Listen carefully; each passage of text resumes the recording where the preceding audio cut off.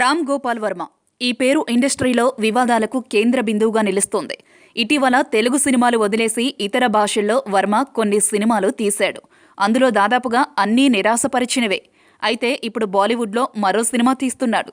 ఇక సోషల్ మీడియాలో ప్రతి ఒక్క అంశంపై తనదైన స్టైల్లో ట్వీట్ చేస్తూ అందరి దృష్టిని ఆకర్షించే వర్మ సినీ సెలబ్రిటీల గురించి కాసింత ఎక్కువగా వ్యంగ్యాస్త్రాలు వేస్తూ ఉంటారు. ఇక మెగా హీరోల విషయంలో అయితే వర్మ నోటికి హద్దే ఉండదు. ఈ మధ్య పవన్ కళ్యాణ్ గురించి చేసిన ట్వీట్స్ వివాదం కాగా, ఆయన ఫ్యాన్స్ చేసిన హంగామాకు నేను అసలు పవన్ విషయంలో జోక్యం చేసుకోను, అసలు మాట్లాడను అంటూ ట్విట్టర్ వేదికగా చెప్పాడు. కానీ ఆయనే ఎన్నో సందర్భాల్లో నేను అస్సలు మాట మీద నిలబడే మనిషిని కాదు అంటూ ఉంటారు. ఇప్పుడు అదే పవన్ విషయంలో కూడా జరిగింది. తాజాగా పవన్ కళ్యాణ్ కాటమరాయుడు సినిమాపై ట్వీట్స్ పెట్టాడు.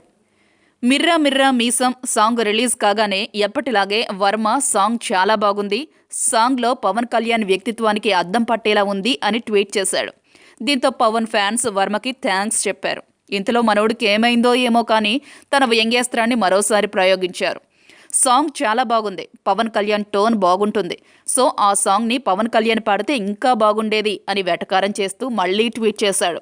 దీంతో పవన్ ఫ్యాన్స్ ఒక్కసారే ఉగ్ర రూపం దాల్చి వర్మను ఏకేశారు.